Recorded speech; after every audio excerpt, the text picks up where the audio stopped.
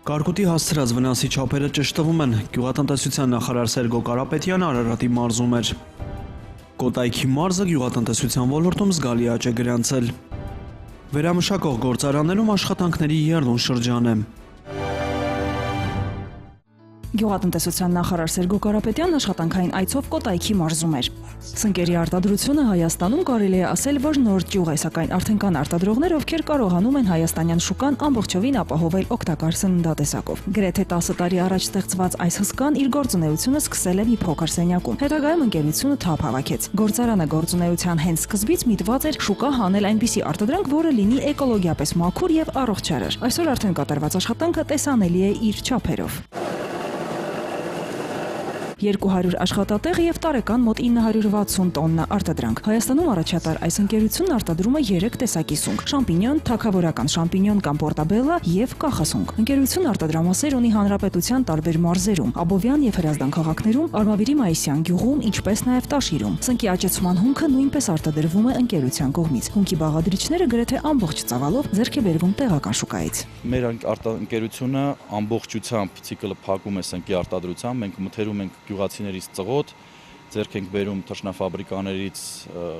թռչնախպը, պատրաստում ենք սեփական կամպոստը, պատրաստում ենք սեփական տորֆախառնուրդները։ Սնկի արտադրության տեխնոլոգիան գրեթե ամբողջությամբ ավտոմատացված է։ Սնկի հումքը, կոմպոստը արտադրվում է ծղոտից, թռչնախպից, գիպսից եւ ջրից, որոնք խառնվելով եւ անցնելով հատուկ տեխնոլոգիական ցիկլ միջավայր են ստեղծում սնկերի աճի համար։ Կոմպոստն անցնում է նաեւ պաստերիզացիոն փուլ, որի ժամանակ սպանվում են այն մանրէները, որոնք խանգարում են սնկի աճեցմանը։ Հետագայում արդեն արտադրամասում համապատասխան խոնավության եւ ջերմության պայմաններում ապահովվում է այնպիսի միջավայր, որի պարագայում կոմպոստի մեջ սնկի սերմը սկսում է զարգանալ եւ արմատներ գցել։ Ջերմաստիճանային օդափոխման հատուկ սարքավորումների շնորհիվ ընկերությունն ամբողջ տարի սունկ աճեցնելու հնարավորություն ունի։ Այստեղ նաեւ պահածոների արտադրություն է կազմակերպված։ Հիմնականում թարմ տեսքով իրացնում ենք հանրապետության ներսում եւ նաեւ արտահանում ենք Վրաստան եւ շուտով սկսելու ենք արտահանել Արաբական Էմիրություններ, ինչպես նաեւ Ռուսաստանի Դաշնություն։ Եվ նաև ընկերությունը այսօրվա դրությամբ գնալով մեծացնում է վերամշակած սնկի ծավալները։ Կոտայքի մարզում սնկի նման աճում է նաև ազնվամորի։ Արդեն 3-րդ տարին է Սերգեյ Գրիգորյանի կողմից Ալափարս համայնքում սեփականաշնորհված հողերից 5 հեկտարի վրա հիմնվել է ազնվամորու այգի, որից 2 հեկտարը գյուղատնտեսության նախարարության գյուղատնտեսական ծրագրերի իրականացման գրասենյակի ծրագրով։ Գյուղատնտեսական տարին բարենպաստ լինելու դեպքում 1 հեկտարի բերքատվությունը կկազմի 4-ից 5 տոննա։ Սկսել եմ ճիշտ ասած իմ սեփական հողամասից, Բաքվում ինչ որ ունեմ, մի 7 տարի առաջ կամաց զարգացրել եմ, ստացել եմ տարբեր սորտեր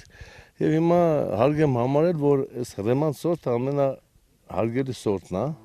Նորգեղի համայնքում մոտ 3 շաբաթից շահագործման կհանձնվի նաև 3.2 հեկտարի վրա կառուցվող ելակի արտադրության ջերմոցային տնտեսություն։ Ելակի սացիլներն օրերս կներկրվեն Հոլանդիայից։ Ելակի աճեցումը կատարվելու է անհող աճեցման ժամանակակից եղանակով։ Այստեղ արտադրվող ելակի իրացումը նախատեսվում է կազմակերպել ինչպես ներքին շուկայում, այնպես էլ արտերկրում։ Աշխարհով մեկ գոյություն ունի մոտ 7 տեսակի անհող մշակույթի աճեցման եղանակներ։ Սա կաթիլային եղանակն է օրգանական սուբստրատների վրա։ Օրգանական սուբստրատը առայժմ կոկոպիտն է, որը կոկոսի վերամոշակված իր թաղարների ջարդում են, փշրում են, ախտահանում են եւ ասենք թե հետո սեղմելով պատրաստի գալիս է այստեղ։ Մարզի մեկ այլ Նորգեղի համայնքում 20 հեկտարի վրա հիմնված խնձորի այգիների մշակումն իրականացվում է 5 սեփականատերերի կողմից ստեղծված կոոպերատիվի կողմից։ Այգում մշակվում է 7 սորտի խնձոր եւ սեպտեմբերի վերջին կսկսվի բերքահավաքը։ Արտադրանքն իրացվում է հանրապետությունում եւ ռուսական շուկայում։ Մեր խնդիրները հիմնական մեխանիզացիայի հարցն էր, ես բարձրացեցի նախարարի մոտ բարձրացեցի, դրական պատասխան տվեց։ Իրավաբանական անձ ենք, մեր կոոպերատիվը 15 հոգի ենք, ունենք 20 հեկտար։ Հիմա եթե մի միջամտեն, միգուցե տեխնիկա ձեռք բերենք, արդեն ավելի էժան կլինի մեր վրա։ Ընդհանուր առմամբ այս տարի Կոտայքի մարզը գյուղատնտեսության ոլորտում զգալի աճ է գրանցել։ Գյուղատնտեսության ոլորտում տարին մեր մարզում շատ արդյունավետ էր, ասեմ որ մոտավորապես 1000 հեկտար վարելահող ավելացվել է այս տարի, ավել են մշակել կոնկրետ Նորգեղի տարածքում մոտավորապես 500 հեկտար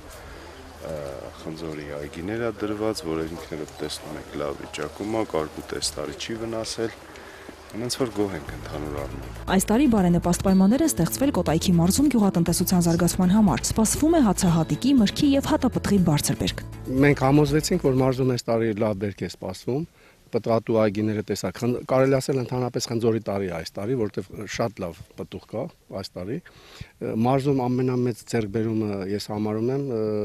որ հողերի մշակության ծավալները այս տարի առաջին անգամ ավելացան։ Վերջին 10 տարվա ընթացքում այս տարի 1000 հեկտարով ավել հող է մշակվել մարզում, մոտավորապես 18100 հեկտարի կարգի։ Ես համոզված եմ, որ ամեն տարի սրանից հետո մարզում մշակվող հողերի տարածքները ավելանալու է։ Այս տարի միայն 50 հեկտարի վրա ջերմոցային տնտեսություն ստեղծվեց, 20 հեկտարի վրա արդեն կառուցվում է եւ այդ գործընթացը շարունակվելու է, որը մեր ընդհանրապես հանրապետության համար շատ կարեւոր նշանակություն ունի։ Գյուղատնտեսության նախարարը նաև կարևոր է համարում վնասատուների դեմ իրականացվող աշխատանքները։ Մենք նախաձեռնեցինք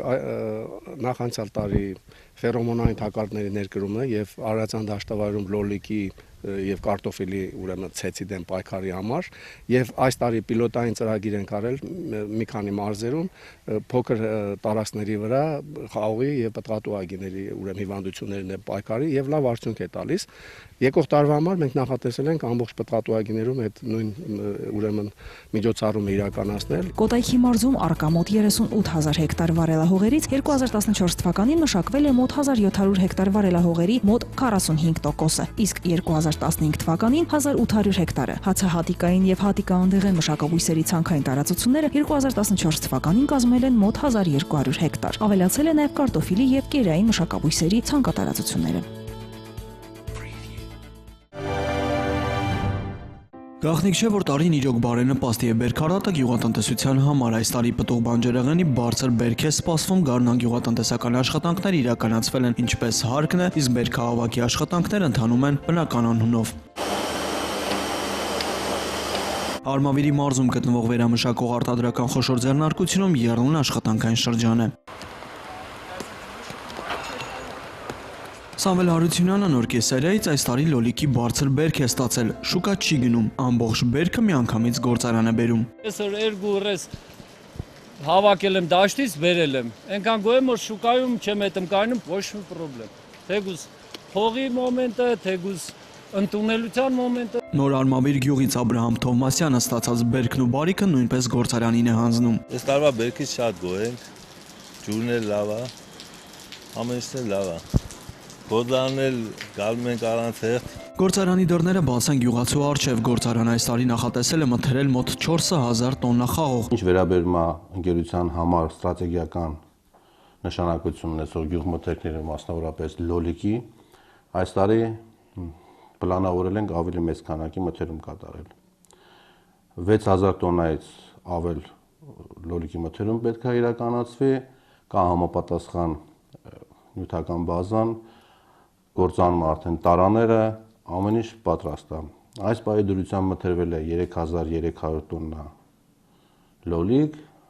ընթացքում կատարվել է նաև վարունգի եւ մի քանի այլ տեսակի բանջարեղենների մթերում։ Չնայած Ռուսաստանում տեղի ունեցող գործընթացներին հայկական գյուղմթերքը շարունակվում է հիմնականում արտահանվել Ռուսաստանի Դաշնություն, ԱՊՀ երկրներ, որոշ չափով Միացյալ Նահանգներ եւ Եվրոպա։ Մեր համար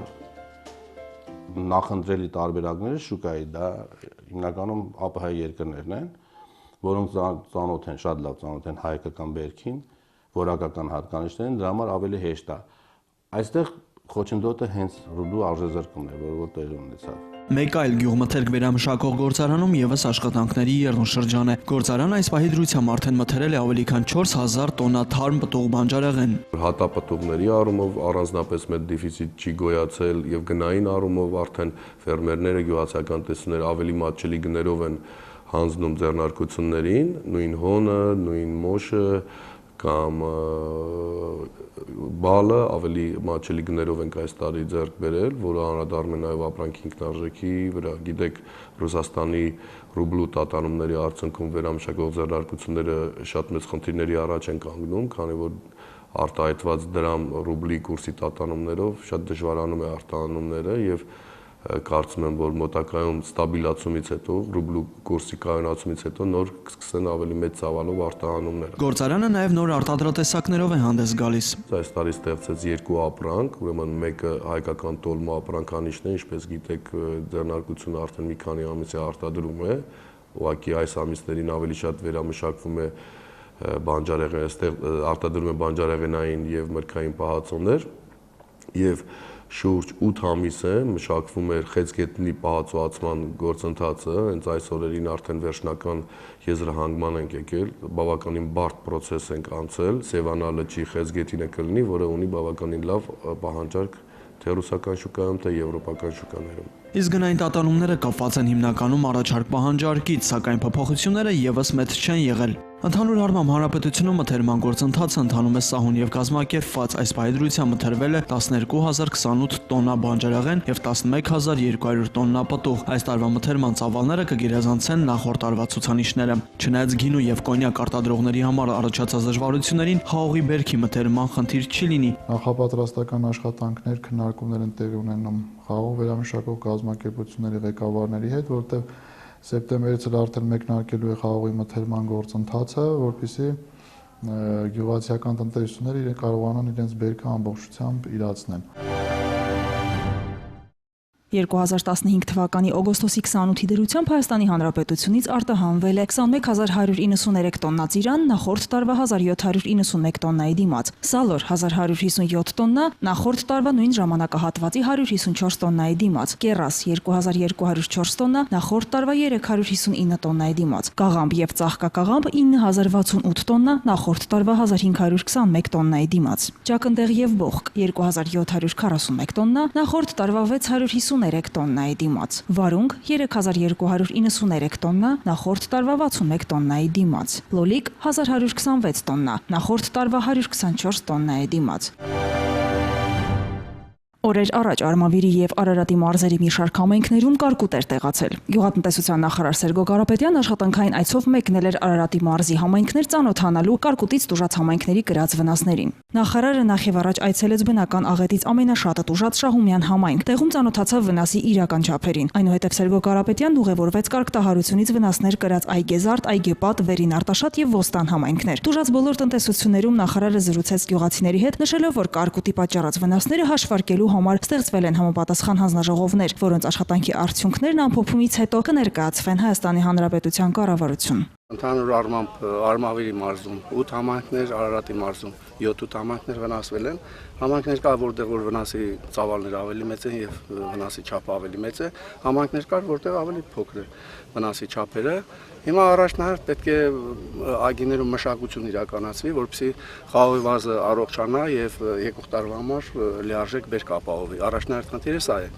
Հաջորդը, որ մենք պետք է քննարկենք կառավարությունում առաջնահերթ լուծում տալ վարկերի հետաձգման հարցը, որովհետև մարդիկ վարկեր են վերցրել եւ այսօր բերքի կորուստի հետևանքով հնարավորություն չունեն վարկերը ժամանակին փակելու։ Առաջիկայում կառավարությունում քննարկվելու է վարկերի հետաձգման հարցն ու ցուցաբերվելու է անհատական մոտեցում։ Ընդհանուր առմամբ Արմավիրի եւ Արարատի մարզում կարգտահարության արդյունքում տարբեր չափի վնասներ է կրել շուրջ 16 համայնք, իսկ Շիրակի մարզում 3 համայնք։